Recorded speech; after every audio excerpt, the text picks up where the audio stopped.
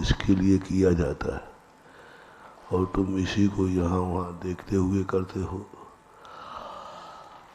मंगलाचरण बिल्कुल एकदम जैसे नमाज पढ़ते ना वो लोग, ऐसे एकदम अटेंशन हो जाना चाहिए। मंगलाचरण में आपका उपयोग होना चाहिए। जो श्लोक पढ़ रहे हो उसके अर्थ पर दृष्टि ले जाओ। पढ़ते पढ़ते अर्थ आना चाहिए मंगलाचरण का। हाँ, कहाँ थे?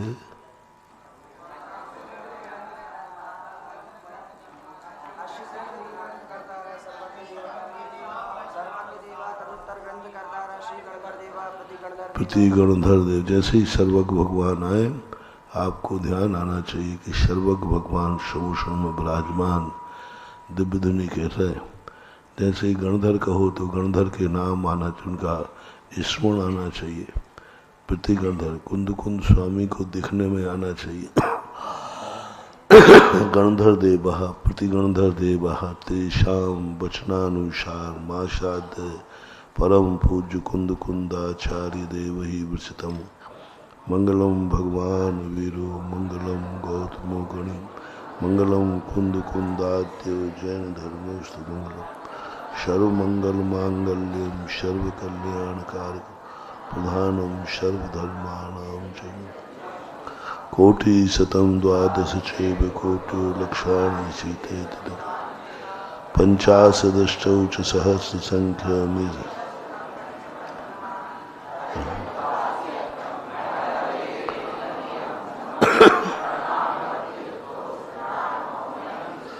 इच्छा विभंते श्रुत भक्ति कौश गोको तस्सालोचिम अंगो वंग पैणीय पाहोड़ परियम्मे शुद्ध परिमाण ओग पुब गए चूड़ियाए छेव सुत्तथ दुधम कहायम श्याड़स कालम अंशमी पूछमी बंदानी।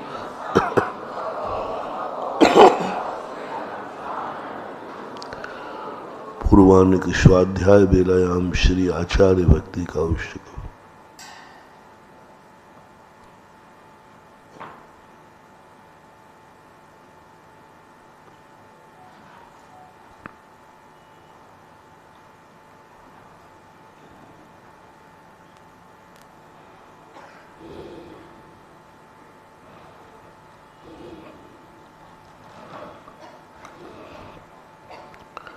श्रुत जलधि पारिकेभ्यः शुपरमते भावना पटुमतेभ्यः सुचर तपो नदेभ्यो नमो गुरुभ्यो गुरुभ्यः।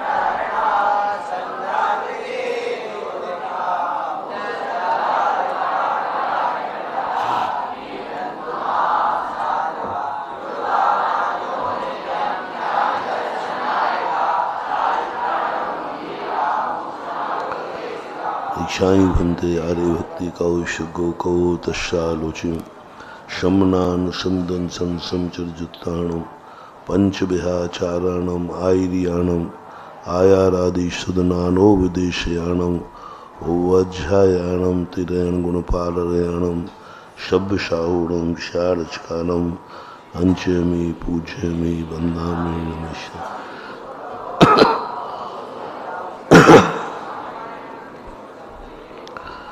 वंदित सर्व सिद्धे दुर्मलमणो भवं गदिं पत्ये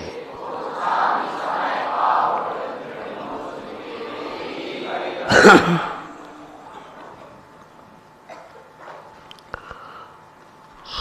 सार ग्रंथ राज में जहाँ पर हमें वो आत्मा के शुद्ध स्वरूप को बता रहे हैं, वहाँ पर हमारी समस्याओं का भी विचार कर रहे हैं। हमारी जितनी भी, क्योंकि हमने शुद्ध स्वरूप को समझ लिया, जान लिया, लेकिन वह शुद्ध स्वरूप हमारे अनुभव में क्यों नहीं आ रहा है?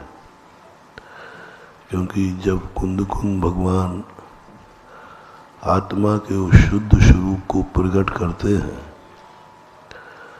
तब मन तो ऐसा होता है कि वह शुद्ध स्वरूप हमारे अनुभव में आ जाए और वो अनुभव की दशा प्रकट हो। क्योंकि कुंद कुंद स्वामी बार बार कहते हैं, तुम उसका अनुभव करो जो मैं बता रहा हूँ, जो केवली भगवान ने बताया है, जो खुद केवली ने कहा है, लेकिन अपन को अनुभव में नहीं आ रहा है। अब ये दो विपरीत बातें हैं। हम कुंद कुंद स्वामी कहते हैं तू शुद्ध है, हमें अशुद्धि की अनुभूति होती है। वो कहते हैं तुम अजर अमर अविनाशी हो, हमें मरने की अनुभूति होती है। वो कहते हो तुम निर्भय हो, और यहाँ 24 घंटे भय बना रहता है। ये विपरीत बातें कैसे बैठेंगी? आगम की बात और अपने अनुभव की बात में एकत्व तो नहीं आ रहा है। अनुभव बिल्कुल भिन्न दिख रहा है और जिनवाणी का कथन बिल्कुल भिन्न आ रहा है। और जब तक दोनों के एक विचार नहीं होंगे, तब तक हमारी संधि कैसे बैठेगी? जब जिनवाणी को पढ़ते हैं तो ऐसे लगता है कि यह स्वरूप कब प्राप्त करूं, लेकिन जब प्राप्त करने की सोचता हूं तो कुछ भी नजर नहीं आता, सब विपरीत नजर आता है। जो वर्णन कुंद कुंद भगवान ने प्रथम आदि अधिकारों में कहा, जो सर्वदर्शीपना कहा, कहाँ आ रहा है अनुभव में? कहाँ अनुभव में आ रहा है? कुंद कुंद भगवान धर्म कहता है उपवास में आनंद है, और अनुभव कह रहा है भोजन में आनंद है। अब बताओ कैसे पटरी बैठे? यहाँ तो भूख लगती है तो आनंद आता है कि दुख होता है? और कुंद कुंद भगवान क्या कह रहे हैं? उपवास में आनंद बनाओ। भूख लगे और रोटी नहीं खाओ और आनंद इतना आ जाए कि रोटी खाने वाले का आनंद भी फीका, इतना आनंद में है। अब मच्छर काट रहा है, शेरनी खा रही है, वो कहते हैं आनंद मनाओ। अब क्या खा का आनंद मनाओ? तो प्राण निकल रहे हैं। क्या कह रहे हैं पूज्यवर? कि शेरनी खा रही है, मच्छर काट रहे हैं, और बोले तुम आनंद मनाओ। क्या आनंद मनाओ? मच्छर खा रहे हैं, प्राण तो ले रहे हो। मच्छर काटने पर भी अपन समय सार के विपरीत हो जाते हैं। कैसी दशा है वो? शेरनी खाती रही और वे महाराज समय सार का आनंद लेते रहे। अपन को तो एक मच्छर ही हिला देगा। एक मच्छर आ जाए ना तो जो माला फिर रहा है ना, वो माला ही से निपटा दोगे उसे। मान लो यहाँ घुस जाए तो माला हाथ में देख लोगे, और वहाँ शेरनी खा जाए तो भी कैसे बैठे अनुभूति? वह तत्व अनुभव में लाना है, पढ़ना ही नहीं है। जैसा हम पढ़ रहे हैं वैसे वैसे हमारी ज्ञान की पर्याय बने, आत्मा की पर्याय बने। हमारे अंदर आना चाहिए कि हाँ ये सत्य है, भगवान ने कहा है इसलिए सत्य नहीं है। ये सत्य है तो भगवान ने कहा है। अब सत्य है तो भगवान ने कहा है, तो सत्य तो पहले हमें अनुभव में तो आवे। हमारी आत्मा तो बोले कि हाँ यही सत्य है, जिनवाणी में लिखा है इसलिए सत्य है। अपन लोग बस अभी यहीं तक पहुंचे हैं, क्योंकि अपन देव शास्त्र गुरु को मानते हैं ना, तो अंधी श्रद्धा है हमारी। जिनवाणी में लिखा है ना इसलिए सत्य है, ये कौन सी श्रद्धा है? अंधी। गुरु महाराज ने कहा है तो सत्य ही होगा, हमारे गुरु झूठ थोड़ी बोलते हैं, ये अंधी श्रद्धा है। भगवान ने कहा है तो झूठ थोड़ी होगा, भगवान कोई झूठ बोलते क्या? ये अंधी श्रद्धा है। और अपन लोग समझ रहे हैं कि हमारा सिद्धांत सच्चा है, सच्चा नहीं है, अंधा है। हम समझ रहे हैं कि हमारा सिद्धांत सच्चा है, सच्चा नहीं है, अंधा है। अंधे में और सच्चे में कितना अंतर है? बहुत अंतर। अंधा है बस, शास्त्र में कहा है ना, हम कुछ नहीं जानते। हमारी दशा उस न्याय के पक्ष में हो रही है, जैसे वो न्यायालय की एक देवी बनाई जाती है, जिस पर एक पट्टी बांध देते हैं और हाथ में क्या दे दिया? क्या कहना चाह रहे हो? वो कहते हैं जो न्याय कर रहा है मजिस्ट्रेट, ये इस संबंध में कुछ नहीं जानता, किसने किसको मारा है न्यायाधीश को कुछ पता नहीं है, वकीलों को भी कुछ गवाहों के आधार पर है। ये दो गवाह कह रहे हैं ना इसलिए तूने अपराध किया है, बस। मैंने बहुत चिंतन किया कि अंधा कानून का ये पट्टी क्यों बांधते हैं देवी पे? वो वहाँ तो आँख खुली हुई होना चाहिए, लेकिन क्या पट्टी बांधे? क्यों दिखाते हैं कि अदालत को कुछ नहीं मालूम किसने किसको क्या किया है, किसने किसके प्राण लिए हैं, किसने चोरी की, कुछ पता नहीं, वकीलों को भी कुछ पता नहीं। अब ये सारा न्याय किसके आधार पर है? गवाह। गवाह झूठ बोल दें तो बोलो निरपराधी को सजा हो जाती है कि नहीं? और गवाह पलट जाए तो अपराधी खुला घूमता है। कैसा है ये न्याय? चलो वो अदालत की बात छोड़ो, हमारी अदालत में भी तो यही हो रहा है। हम कुछ नहीं जान रहे हैं, हमारे आत्मा को कुछ पता नहीं है, बस यहाँ लिखा है सो सही है,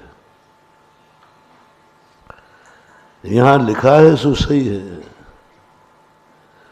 ये अंधा सिद्धांत है, इस सिद्धांत से निर्जरा होने वाली नहीं है। तुष्मास घोषंत वाले मुनि महाराज भी जिंदगी भर यही कहते रहे, महाराज जो शास्त्र में लिखा है वो ही सही है, तो इससे सिद्धि तो हो जाएगी। अंधा सिद्धांत व्यर्थ नहीं जाएगा, सिद्धि तो हो जाएगी, लेकिन शुद्ध नहीं हो पाओगे। तुम्हारे कार्य तो हो जाएंगे, लेकिन तुम कार्य रूप परिणत नहीं हो पाओगे।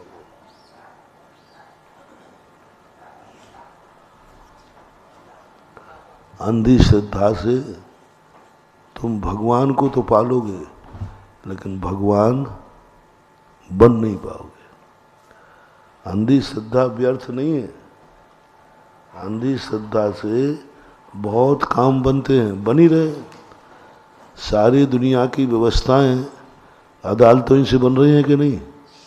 बनेगी, हमारी व्यवस्था भी बनेगी। अंधी श्रद्धा को हम बिल्कुल गलत नहीं कह रहे, बहुत पुण्यबंद कराती है, कार्यों को सिद्ध कराती है, हमें भगवान तक पहुंचा देती है, हमें गुरु तक पहुंचा देती है। हम गुरु को प्रसन्न कर लेते हैं, गुरु से आशीर्वाद ले लेते हैं, गुरु प्राप्त हो जाते हैं। किससे? अंधी श्रद्धा से हम गुरु को पा जाते हैं, गुरु मिल जाता है, आशीर्वाद भी मिल जाता है, लेकिन अंधी श्रद्धा से तुम गुरु बन नहीं पाओगे। अंधी श्रद्धा से गुरु नहीं बन पाओगे। अब जैन दर्शन और दुनिया के दर्शनों में क्या अंतर है? बस यही है। यहाँ तक यदि तुम गए हो तो तुम जैन दर्शन पाके कुछ नहीं पाया। सारी दुनिया तक यही कहती हमें भगवान तक पहुँचा दो, मुझे भगवान मिल जाए बस सब काम हो गया, हमें गुरु मिल जाए बस सब काम हो गया। गुरु तक जाना है ये तो अपना अनंतों बार हो चुके। अपन को गुरु कितने बार मिले? सच्चे गुरु, खोटे गुरु नहीं, सच्चे गुरु अनंतों बार। सच्चा भगवान कितने बार मिला? सच्ची जिनवाणी, सच्चा नमोकार मंत्र, लेकिन मिल गए। हमें एक कदम आगे चलना है, जहां दुनिया का विचार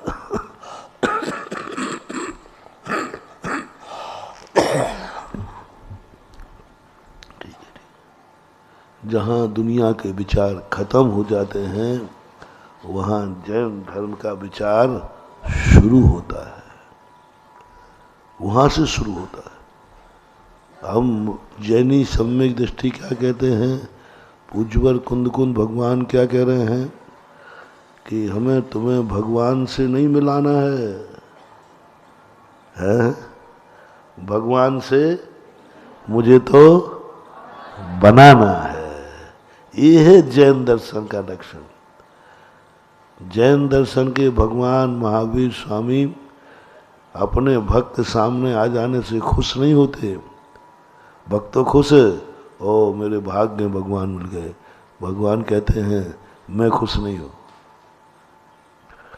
अपन को भगवान मिल जाए तो कितनी खुशी होती है, अरे भगवान मिल गया, भगवान मिल गया, और भाग्य मेरो उदय आयो, दरस प्रभु जी को। अपन खुश है, आनंद है। भगवान की तरफ देखो, वे मुंह बनाए बैठे हैं, वे अपन से खुश नहीं है। और अपन खुश कहो, अपनी खुशी से अपना कल्याण नहीं है। भगवान हमसे खुश हो जाए तो बेड़ा पार हो। हम तो अनंतों बार भगवान को देख देख करके खुश हुए, आनंद मनाया, धन मनाया, लेकिन कल्याण नहीं हुआ। भगवान खुश हो जाए, हम गुरु को पाकर खुश हो जाते, खूब नाचते, हमें सच्चा गुरु मिल गया, मैंने कितना पुण्य किया कि मैं जौहरी बन गया, हीरा को पहचान लिया। भगवान कहते ठीक है, तुम खुश है क्योंकि हीरा को पहचान लिया, लेकिन मैं तो जब भी खुश होऊंगा जिस दिन तू गुरु बनने का भाव सोचेगा। अब भगवान बनने के लिए रिपीट करता हूँ दोनों को, भगवान तक पहुँचने के लिए क्या चाहिए? अंधी श्रद्धा, आड़म ताड़म सेठ वचन, बस इससे क्या हो जाएगा? अपन भगवान तक, धर्म तक पहुँच जाए, गुरु तक पहुँच जाए, नमोकार मन तक पहुँच जाए, बस इससे कोई यहाँ तक हो गया। लेकिन अब हमें आगे बढ़ना है, हमें तो भगवान बनना है, हमें तो गुरु साधु बनना है, हमें तो नमोकार मंत्र में 5 पदों में एक पद में एंट्री कराना है। हमें समय सार पढ़ने वाले को नमोकार मंत्र अच्छा नहीं लगता। वो कहता पंच परमेष्ठी हैं, मेरा नंबर इन 5 पदों में आवे तो बात बने। 5 पदों में मेरा नाम होना चाहिए। और जिस दिन हमारा भाव ऐसा आ जाए कि 5 पदों में मेरा नाम होना चाहिए, नमोकार मंत्र की माला फेरते फेरते बीच में मनाया, अनंतों बार फेर ली, क्या होता है? मजा तो जब आए जब मेरा नंबर भी 5 पदों में हो। ऐसा अनुभव का आनंद। भगवान का दर्शन करते करते भाव आवे मेरा स्वरूप ऐसा कब हो गया। अब इसके लिए क्या करना है? अंधी श्रद्धा नहीं, सच्ची श्रद्धा। सच्ची श्रद्धा कब होगी? जब हमारा अनुभव और शास्त्र का अनुभव एक हो जाए। उन्होंने कहा जल शीतल है, हमने हाथ डाला, कैसा लगा? शीतल लगा। दोनों एक मिल गए कि नहीं? शास्त्र में हमने पढ़ा था जल का स्वभाव शीतल है, हमने हाथ से छुआ, कैसा लगा? अब मिल गया कि नहीं? दोनों एक हो गए कि नहीं? ये सच्ची श्रद्धा है। सच्ची श्रद्धा है। जैसे हमें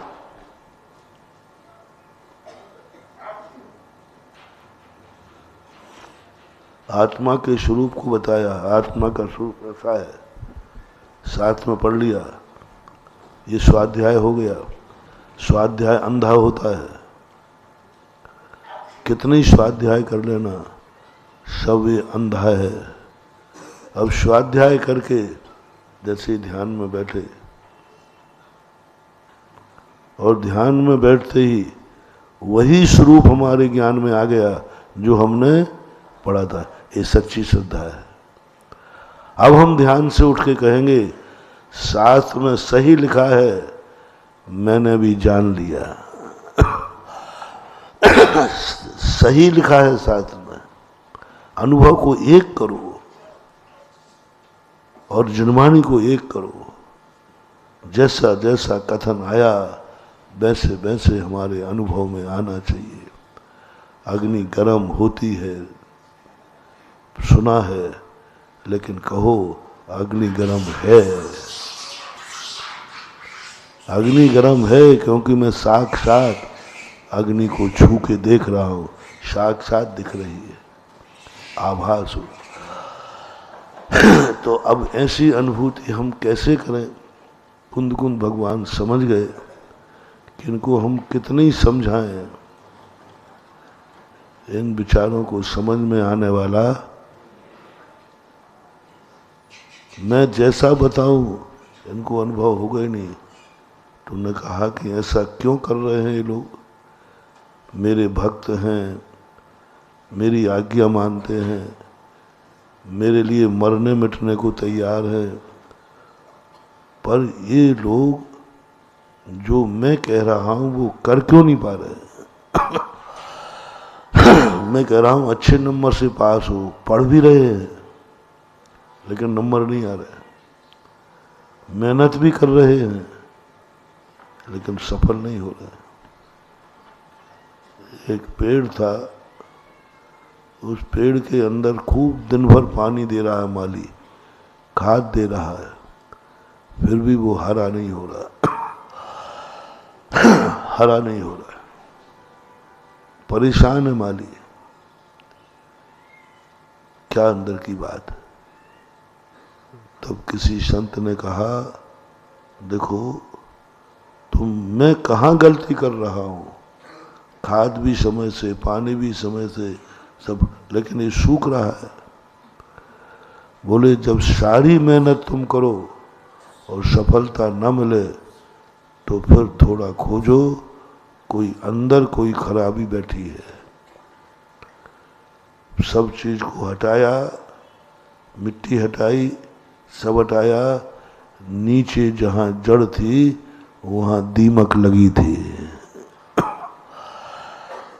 दीमक लगने से क्या हो गया? कितने खिलाओ बुलाओ। ऐसा ही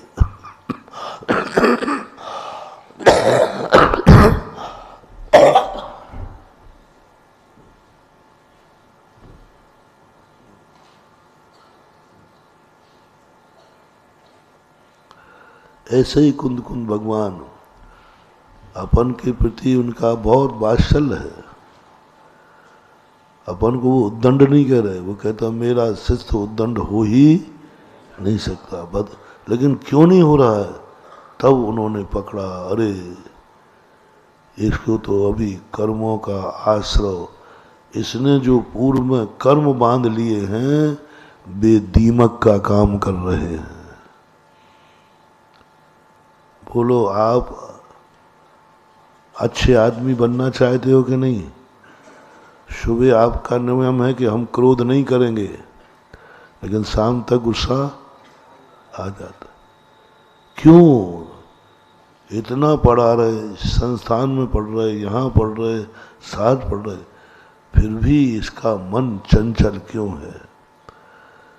फिर भी इसकी आदतें क्यों नहीं सुधर रही हैं? आज्ञाकारी नहीं है, सो बात नहीं, आज्ञा भी मान रहा है। तब कुंद कुंद स्वामी ने कहा, वर्तमान में तो ये सही है, आज तो ये बिल्कुल इसकी रुचि भी है कि मैं समय सार मय हो जाऊं, है कि नहीं? तुम्हारी तुम जानो, हमारी तो है। मैं तो एक ही बात सोचता हूं, भगवान आपकी कथनी नहीं मेरे जीवन में करनी में आ जाए। आपने कहा है वो परम उपकार है, लेकिन हम उपकार से संतुष्ट नहीं हैं, हमें उपादेय चाहिए। आप मुझे मिले, आप मुझे मिले,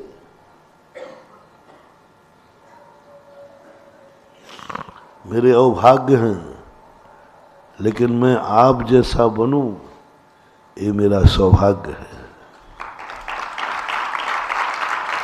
अहोभाग्य और सौभाग्य में क्या अंतर है? अहोभाग्य पर वस्तु को देख करके जो आनंद आता है उसे अहोभाग्य बोलते हैं, और अपने में जब वो प्रकट होता है उसे सौभाग्य बोलते हैं। पर नहीं कर पा रहा हूं। क्यों? कुंद कुंद स्वामी कहते, अच्छा आज तो तू सही है, आज तो कोई अपराध नहीं कर रहा है, लेकिन अतीत में बांधे हुए कर्म तुझे दीमक के समान आगे नहीं बढ़ने दे रहे। आज अपन सब चाहते हैं छायक सम्यक दर्शन प्राप्त करूं, है कि नहीं?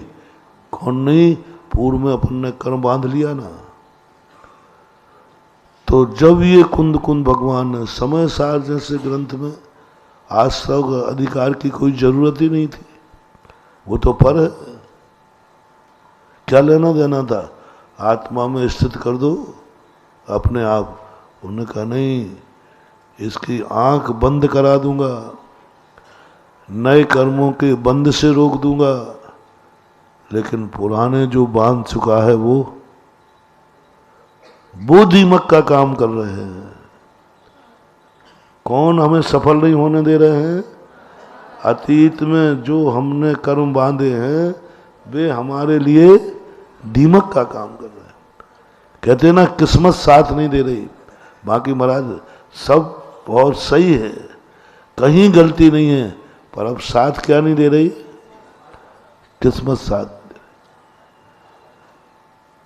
सब पुरुषार्थ सही, सब निमित्त सही, सब सही, लेकिन किस्मत भी एक दीमक है।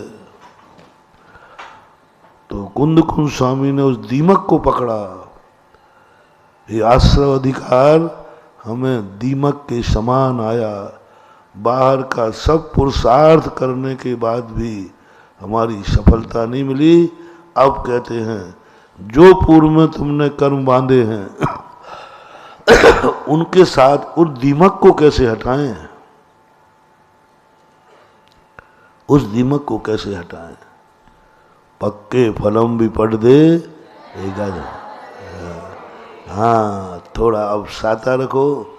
अब गलती तो कर ही चुके हो, अपराध तो हो चुका है। अब जमानत ममानत के चक्कर में मत पड़ो।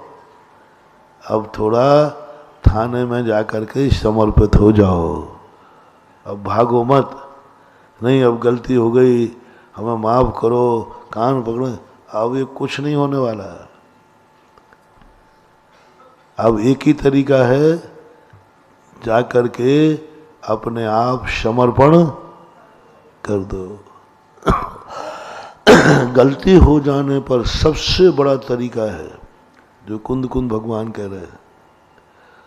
कोई भी गलती हो जाए, कितनी बड़ी गलती हो जाए, भागो मत, छुपाओ मत। एक गलती छुपाने के लिए दो गलती और मत करो, सीधा समर्पित हो जाओ, जी मैंने गलती की है। बस इतना करने में पूर्व का किया हुआ अपराध भी खत्म हो जाएगा और नए आदमियों में तुम सबसे सरल यदि कोई तप है, सजा तुम्हें देगा कोई, तुम सजा अपराधी कहलाओगे, तुम्हें जेल मिलेगा, दंड मिलेगा और उसी अपराध की सजा तुम लोगे। देखना, सजा दोनों ही है, दोनों ने बराबर अपराध किया है। ज्ञानी व्यक्ति देखो, समय सारी देखो, दोनों कहते हैं, एक को पुरुष ने पकड़ा, पकड़ो इसने अपराध किया है, डाल दो जेल में, अपराधी है, जेल में डाल दिया।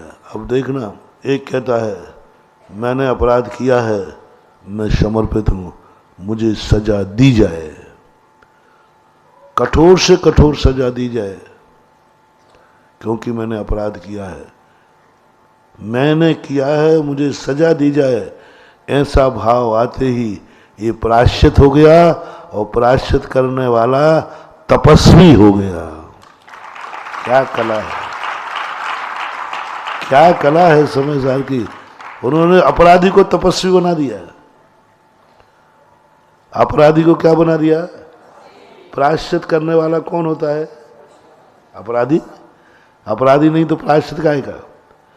अपराधी है प्रायश्चित, अपराधी को तपस्वी क्योंकि उसको सजा दी नहीं गई, उसने सजा ले ली, उसको पकड़ा नहीं गया, वो खुद समर्पित हुआ है। सब सजा, ये धर्म में ही नहीं, सब में यही होता है। अभी राजनीति में होता था ना, डाकुओं को, जिन डाकुओं को पकड़ा जाए उन्हें जेल में डाल दो, फांसी चढ़ा दो, और जो डाकू समर्पित हो गए सब अपराध माफ, और टिकट और दे दिया सांसद का, फूलन देवी है, और बड़ी डाकन थी, खूंखार, पूरे गांव को शूट किया उसने एक साथ 16 हत्याएं की थी, और गजब देखो, उसी गांव से वो जीती, उसी एरिया में वो जीती। किस कारण से? समर्पण के, मैंने अपराध किया है, मुझे सजा मिलना चाहिए, सब हो गया।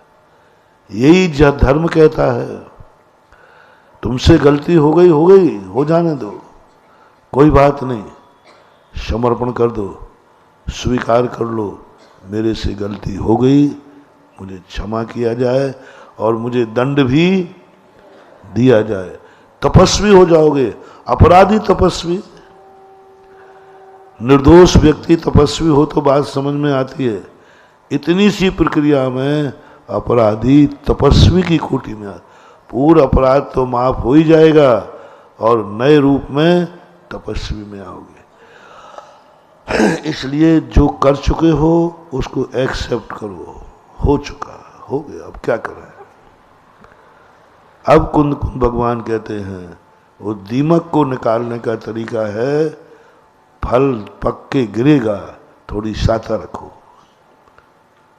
क्योंकि जो फल आया है वो नियम से पकेगा और नियम से गिरेगा। जो कर्म बंधा है वो एक दिन पकेगा और उदय में आएगा। बस तुम ध्यान रखना, उसको बीज मत होने देना। दीमक को मार रहे हैं, पूर्व में किए हुए कर्म को, बहुत बड़ी व्यवस्था। कुंद कुंद भगवान इतने अच्छे व्यवस्थित ढंग से चले, इतना बढ़िया कर रहे हैं। पूर्व कर्मों से क्या लेना देना था हमें, उन्होंने कहा नहीं, ये दीमक है, बाहर से देखने में कितनी उपदेश दोगे, लेकिन पूर्व में बांधे हुए कर्म इसको स्वीकार नहीं करने देंगे। तो उन्होंने फिर दूसरा क्या कहा, पूर्वी पिंड, हाँ बस इसकी तरफ उपेक्षा कर दे। पूर्वी पिंड समाना, जैसे एक कोने में पत्थर पड़ा है ना, ऐसे ही कर्म को पड़ा रहने दे, तुझे जो करना है सो करो, मैं तेरी चिंता नहीं करता हूँ, आज के बाद अपराध नहीं करूँगा। इन गाथाओं से हमारे लिए बहुत बड़ा बल मिला, अन्यथा हम तो यही कहते कि भगवान आप अपनी बात सुनाए जा रहे हो और हमें कछु समझ में नहीं आ रही, हमारी तो आप सुन ही नहीं रहे हमारी समस्या पे तो आप ध्यान दे नहीं रहे। तो कुंद कुंद भगवान ने यही कहलाता प्रागेव दृष्टोत्तराः। गुरु कौन होता है, जिसने हमारे कहने के पहले ही हमारे प्रश्न का उत्तर दे दिया। हम प्रश्न करने ही वाले थे, इतने में तो प्रवचन चालू हो गया। हम कहने ही वाले थे, उतने में भगवान ने कह दिया कि देखो तुम पुराने कर्मों से परेशान हो, मैं आश्रव अधिकार लिख रहा हूँ, लेकिन आश्रव अधिकार में जो उन्होंने क्रम बताया, उन्होंने कारण भी बताया, किन कारणों से तुम्हें कर्म का बंध हुआ है, और इन कारणों को उन्होंने बड़े अच्छे ढंग से बताते हुए आपको यहाँ तक लाए। अब यदि फिर भी हम दीमक नहीं हटा पाए, फिर भी इस विधि से जो कि उन्होंने विधि बताई, इस विधि से हम आश्रव को नहीं रोक पाए, तो फिर हमारा कुछ भी होने वाला। जय पुरुषेण हा जल पुरुषेणा गह दो पर्णम दिशो अनेवे हम मंस बसारुहिरादि भागे भावे उदरज्ञ संजुतो। जैसे ये कैसे हो जाता है, ये कर्म जो हैं, मैंने तो राग द्वेष किए थे, मैंने तो कसाई की थी, और मैंने तो एक कसाई की थी, ये तो इतने रूप में फैल गए मैंने तो एक बीज बोया था, ये इतने फल कहाँ से आ गए। मैंने तो एक बीज बोया था बबूल का, पर कांटे कितने आए। बीज कितने थे, एक, और कांटे कितने सारे आए। अरे मैंने एक गलती की थी, धाराएं कितनी लग गई। मैंने एक गलती की है, एक गलती पर मैंने उसको गाली दी है, पर धाराएं लगी कितनी, 4-5। कौन सी धाराएं लगी 4-5, गाली की धारा लगाओ ना। तुमने गाली दी एक धारा, गाली से उसकी मान हानि हुई दूसरी धारा, दूसरी धारा। गाली देने से उसको जो क्लेश हुआ, जो शांत बैठा था, शांति भंग करने की धारा, और उसकी जो शांति भंग हुई, वो जितना कार्य करता उस कार्य की हानि हुई वो धारा। 4 जनों के सामने बेइज्जती हुई सो धारा। अब एक गाली में धाराएं कितनी हो गई, 4 गलती नहीं की है, गलती तो एक ही की है, लेकिन धाराएं 4 लग जाएगी। ऐसे ही हम एक कर्म करते हैं, एक भाव करते हैं, और ये कितनी सारी चीज़ें, कितने कर्म बन जाते हैं एक समय में परिणामों में कितने प्रकार के कर्म बंद करते हैं, असंख्यात लोक प्रमाण। कर्मों को बांधने की शक्ति है। एक समय में किया हुआ अपराध और एक समय का किया हुआ अपराध, एक समय में हमने अपराध किया तो एक समय की सजा दे दो, 1 मिनट की सजा दे दो। 1 मिनट मैंने गाली दी थी, 1 मिनट मैंने उसको मारा था तो 1 मिनट की सजा दे दो। 1 मिनट का किए हुए पाप की सजा कितने दिन की? आजीवन। कितने साल की? इसी प्रकार यहाँ पूज्यवर कह रहे हैं, समझा रहे हैं अपन को, खाया तो हमने एक ही भोजन था, खाने में तो हमने एक ही भोजन था, और शरीर में देखा तो कितने आइटम बने उससे। गेहूं तो एक ही है लेकिन आइटम बहुत है।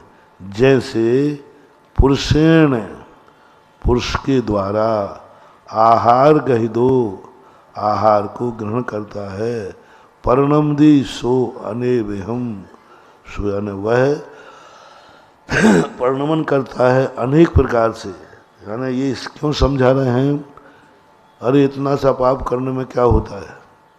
नहीं, वह पाप उतना सा नहीं, बीज छोटा ही है। बरगद का बीज सबसे छोटा होता है, लेकिन पेड़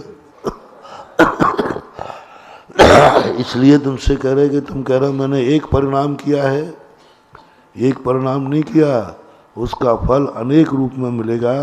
जैसे आहार जो है, मंस बसा रोह आदि, मंस यानी मांस, बसा यानी चर्बी आदि, रोह यानी खून आदि, भावे उदरग्य संयुक्तो, महत्वपूर्ण शब्द है कि मंस मसारू। भावे अर्थ का है, अर्थ क्या है यहाँ है? पर्णमन से, मंस मसा रोहिर आदि, भावे मांस भाव रूप, बसा भाव रूप, खून भाव रूप, रूप के अर्थ में आया है। मांस रूप में, बसा रूप में, खून रूप में।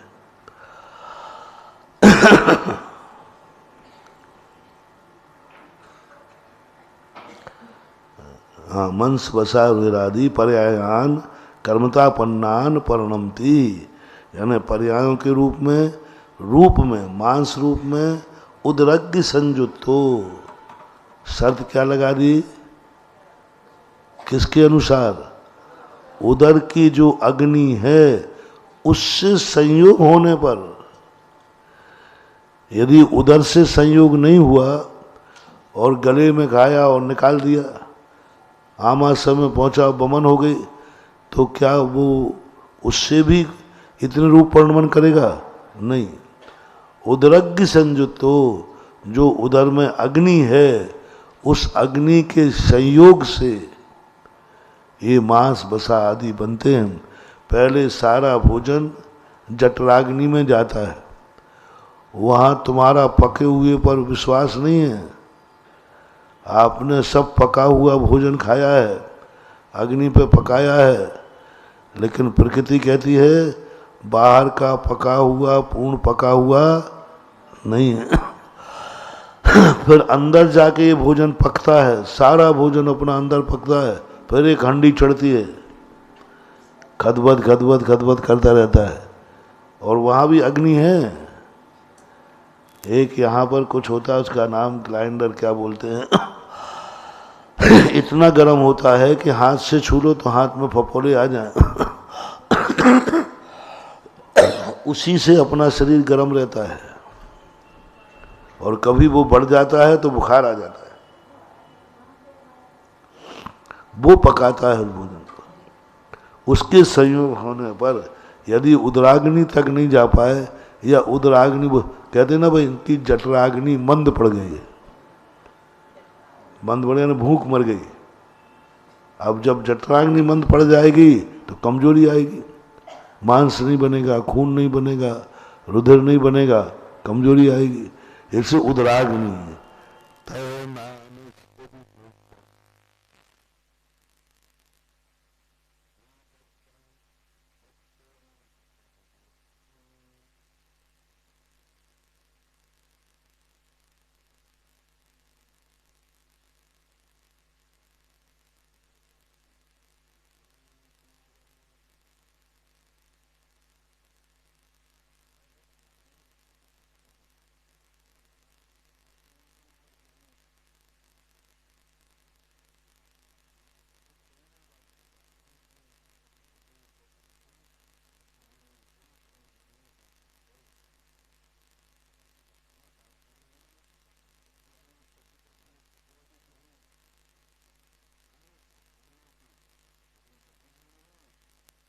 पूर्व में जो बंधे हुए कर्म थे उन कर्मों में बहुत प्रकार के कर्म को बांधने की शक्ति है।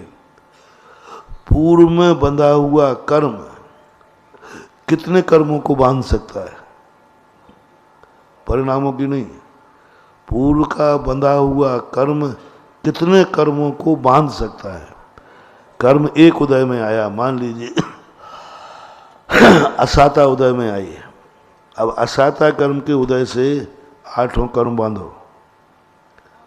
उदय कौन से आया? मात्र, बाकी कोई उदय नहीं आया। ज्ञानावरणी कर्म का क्षयोपशम आपका अच्छा है, दर्शनावरणी का क्षयोपशम भी अच्छा है, शक्ति भी अच्छी है। आपके साता कर्म के और भी जो उच्च गोत्र है, नाम कर्म भी आपको बहुत बढ़िया शरीर है, स्वस्थ है। आयु कर्म भी आपकी अभी है, मरने वाले नहीं हो। सब कर्म अच्छे, कोई कमी नहीं है। एक कर्म उदय में आ गई, असाता, असाता उदय में आ गई। अब एक असाता कर्म के उदय में कितने कर्म बन सकते हैं? मोहिनी कर्म बंधाओ। असाता कर्म के उदय में मोहिनी कर्म का बंध। असाता कर्म के उदय आते ही तुम्हें शरीर से राग होगा कि नहीं? इसको बचाओ, ये असाता में खराब हो जाएगा, मर जाएगा, राग जागेगा। असाता कर्म के उदय से दर्शन मोहिनी बंधाओ, मिथ्यात्व का बंद कराओ। असाता वेदनी कर्म का उदय है और वो असाता मिथ्यात्व का बंद करा सकती है कि नहीं? कैसे कैसे? बहुत दिन हो गए इतना धर्म कर रहे हैं, फिर भी हमारे पाप कर्म को उदय आ गो। हमारी तो श्रद्धा भगवान पे से किसने उठा दी? कर्म एक है कि दो? एक। अब बोलो, असाता कर्म तुम्हारा उदय आया और तुम्हारी श्रद्धा धर्म से उठ गई। मैंने खूब धर्म किया, कुछ नहीं मिला। मैंने इतना सब कुछ करके भी मेरे ये कर्म उदय। और गजब तो जब हुआ जब मंदिर जा रहे थे तब आया। गजब तो जब हुआ जब मैं भगवान की पूजा। अब बोलो, आपका विश्वास है कि हमारा भगवान के नाम लेने से काम हो जाएगा, और नहीं हुआ तो श्रद्धा ज्यों की तो बनी रहेगी, कम हो जाएगी। हाँ, यही बात है। यानी भगवान तुम्हारे काम करे तो ठीक ठाक। कितना स्वार्थी है ये जी।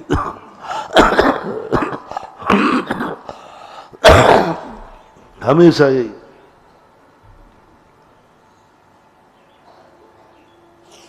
भगवान इसके काम करें तो श्रद्धा है, नहीं तो कोई श्रद्धा नहीं है। भगवान से धर्म उठा लेगा, जिंदगी भर का किया हुआ। मैंने खुद अनुभव में किया। एक व्यक्ति भगवान की बहुत भक्ति कर रहा था मंदिर। हम वहाँ पहुँचे, क्षेत्र था, हमें बहुत अच्छा लगा। मैंने भगवान से कहा, भगवान आप कहते हो ये पंचम काल है, देखो क्या भक्ति कर रहा है, चौथे काल जैसी, क्या तन्मय होके कर रहा है, बिल्कुल एकदम। आज भी हनुमान जैसे भक्त हैं। भगवान मुस्कुराते रहे। मैंने कहा भगवान मैं कुछ बोल रहा हूँ,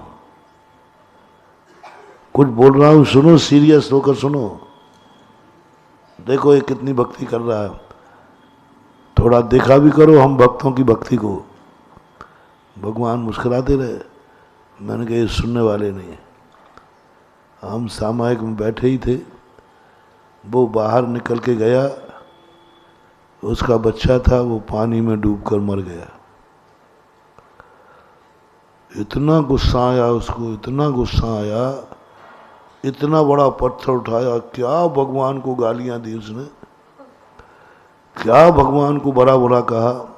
मैं अपने मुंह से नहीं बोलूंगा।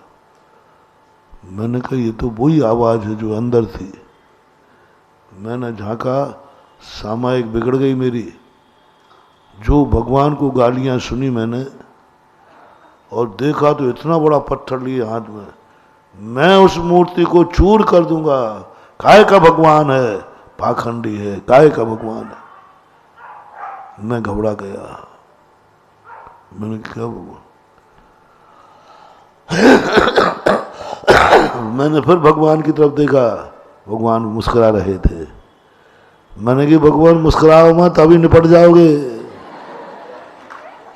हाँ, हम बचा नहीं पाएंगे, वो पत्थर बहुत बड़ा है, वो पटक देगा, आप चूर चूर हो जाओगे। भगवान मुस्कुरा रहे थे। मैंने कि भगवान अब भी आप हंस रहे हो? बोले मैं तेरे ऊपर हंस रहा हूं। देख ली भक्ति, देख ली भक्ति। इसके बच्चे को बचा लेता तो भगवान हूं, नहीं बचा। तो मैंने कि भगवान इतना तो आपको करना ही चाहिए। बेचारा भक्त था तो उसका बच्चा तुम्हें क्या करता? मेरा संवाद चल जाता है भगवान से, क्या करता मैं? घर में कोई मेहमान आए तो स्वयं को घर से बाहर निकल जाना चाहिए कि घर में रहना चाहिए? तो मैं अंदर ही भक्त आया था तो मैं अंदर बैठा था, ये अंदर आवे, मैं बाहर जाकर इसके बच्चों को खिलाता, मैं इसके बच्चों की रक्षा करता, तो फिर मंदिर में पूजा किसकी करता? कितना स्वार्थ।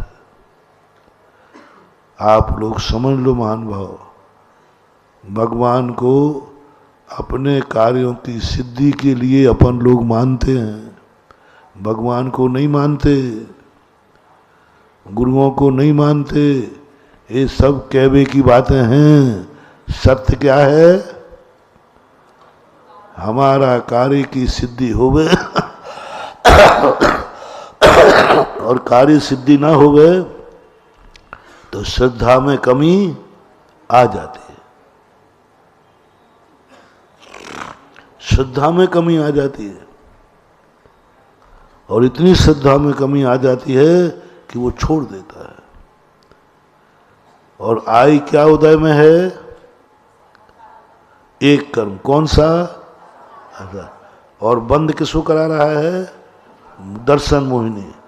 सब धर्म कर्म बेकार है, मैंने तो छोड़ दिया, दर्शन मोहिनी का बंद हो। और निंदा तुमने किसकी की है? भगवान की, धर्म की। तो गोत्र कर्म कौन सा बनेगा? पर निंदा करने से क्या बनता है? और तुम किसकी निंदा कर रहे हो? धर्म की, धर्मात्मा की। नीच गोत्र बंद हो गया। और तुम्हारे मन में भगवान के प्रति वक्रता आई, सो नाम कर्म अशुभ बंद हो जाएगा। ज्ञानावरणी का बंद होगा कि नहीं? दर्शनावरणी, अंतराय, सब कर्म। एक असाता कर्म ने 8 कर्म बना दिए। उसी समय आयु बंद हो जाए तो दुर्गति का बंद हो जाए। तो एक कर्म, पच्च्या बहुव्यपम, पूर्व में बंधे हुए कर्म बहुत प्रकार की शक्ति रखते हैं। पच्चा शब्द क्यों डाला? निमित्त। पूर्व में बंधे हुए कर्म भी बहुत प्रकार के कर्मों के कारण बन सकते हैं। बज्जन्ते कम्मन्ते, वह कर्म बहुत प्रकार के कर्म को बांधते हैं। कम्मन्ते नय परिहीणा दुते जीवा, किनको बांधते हैं? नय परिहीणा।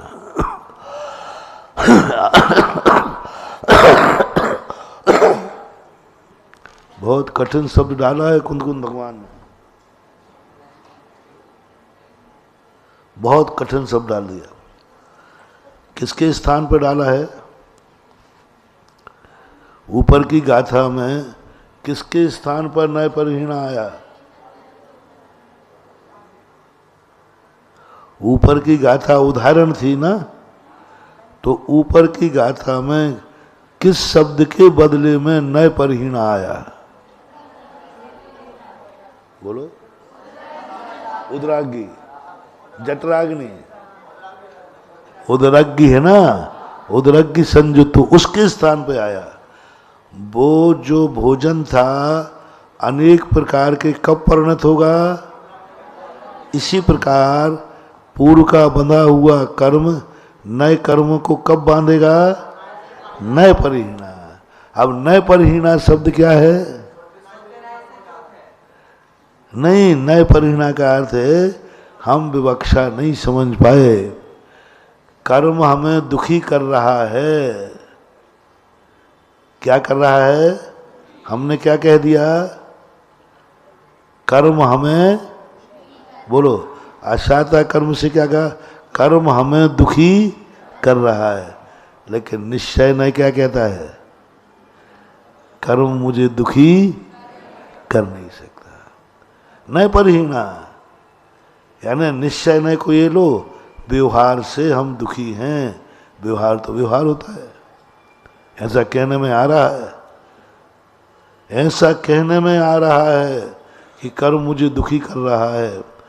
मैं सुखी दुखी में रंग करा एक रह गो।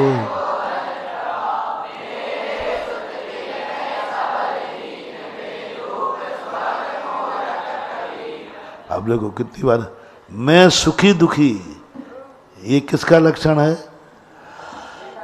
बहिरात्मा का, बहिरात्मा, मूर्ख का, अज्ञानी का।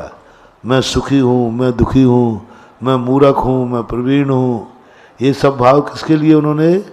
बहिरात्मा के। और निश्चय नय के माध्यम से क्या कहता है?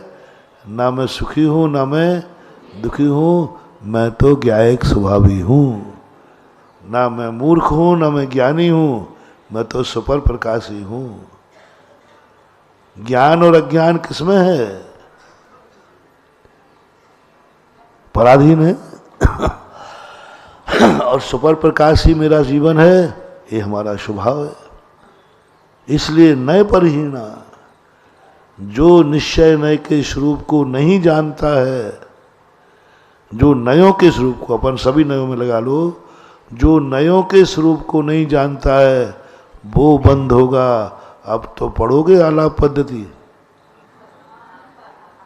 हाँ, कुंद कुंद स्वामी आलाप पद्धति महाराज जी आध्यात्म ग्रंथ में किस काम की है? मुझे तो आत्मा शांति चाहिए, नए व्यवहार, नए उपचरित, नए अनुपचरित, नए सद्भूत, नए असद्भूत, नए पता नहीं कितने नए कह दिए उन्होंने, बहुत नए। फिर अंत में कह दिया और नए, जितने शब्द हैं उतने नए। पेंसिल नए, चश्मा नए, माइक नए, हैं, टेबल नए, जो जो तुम्हें दिख रहा हो बोलो सब नए हैं। पेंसिल नए बताओ, पेंसिल नए बताओ।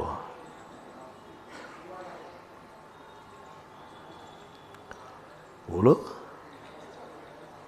न्यायाधीश उसमें नहीं मिलेगा पेंसिल नए। अरे नए किसे कहते हैं?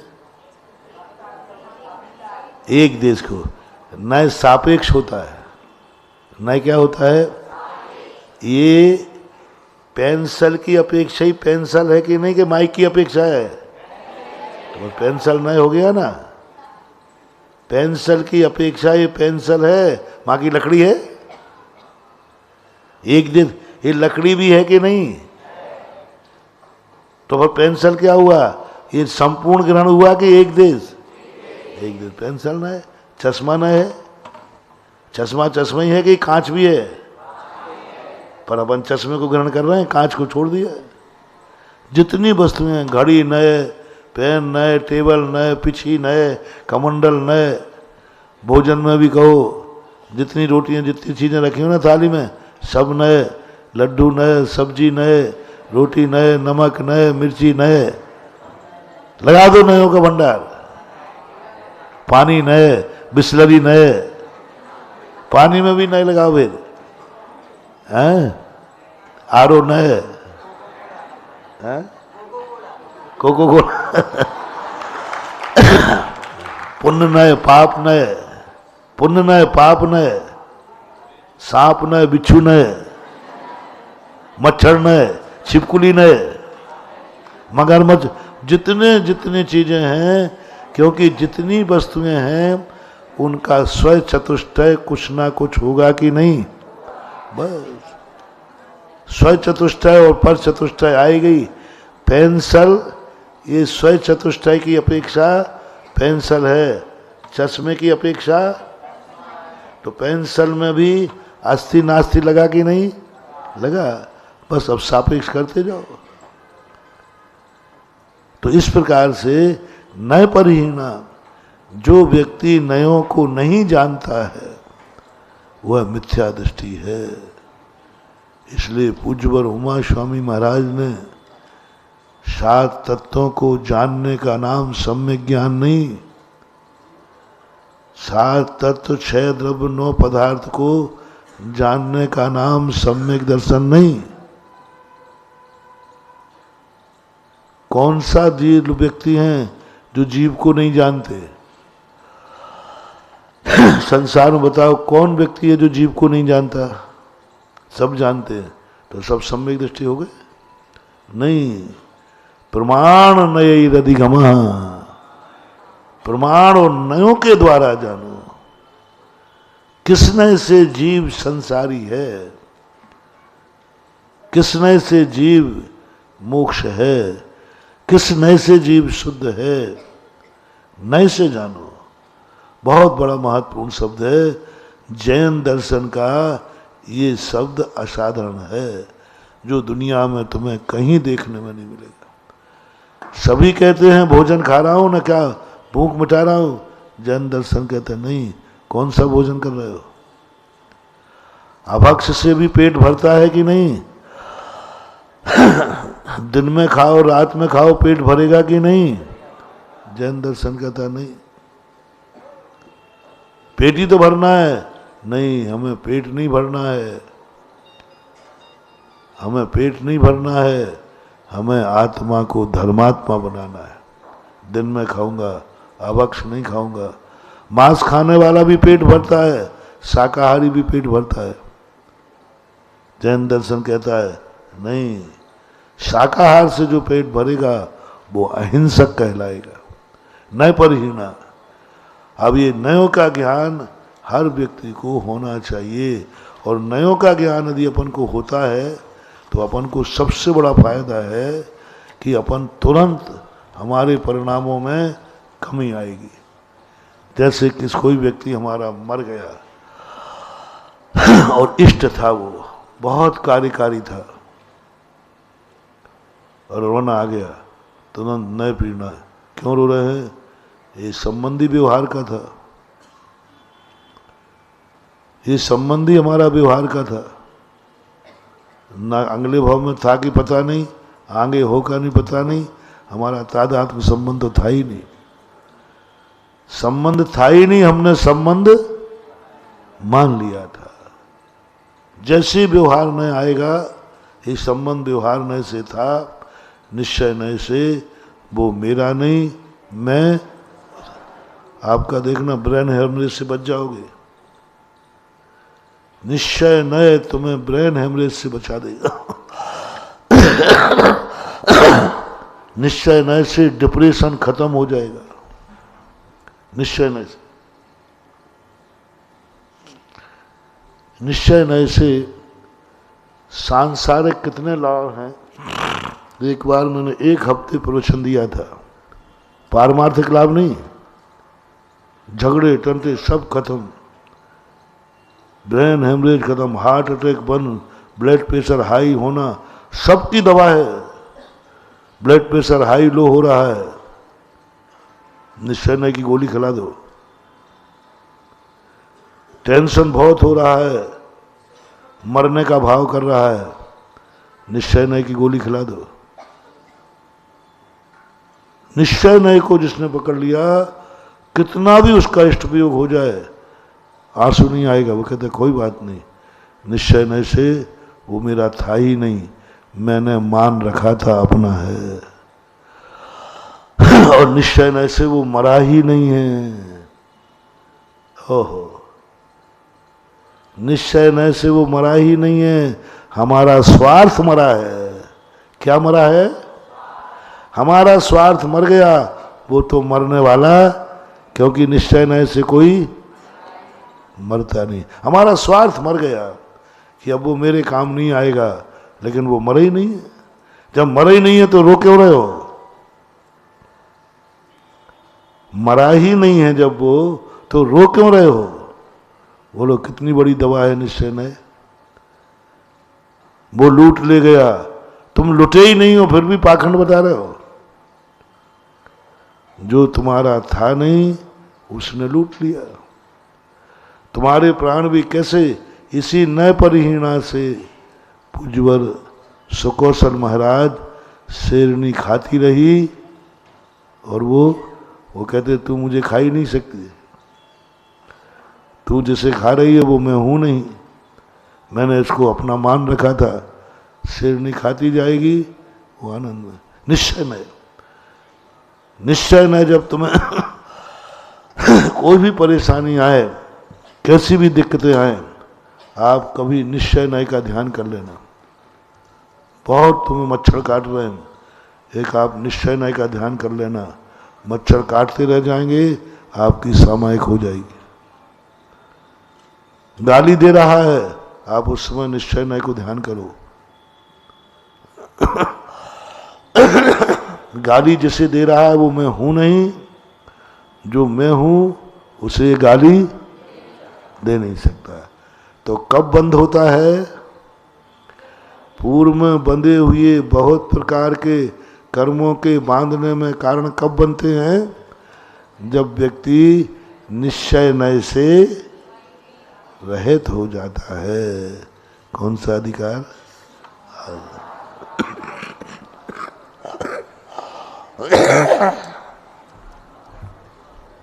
बोधि समाधि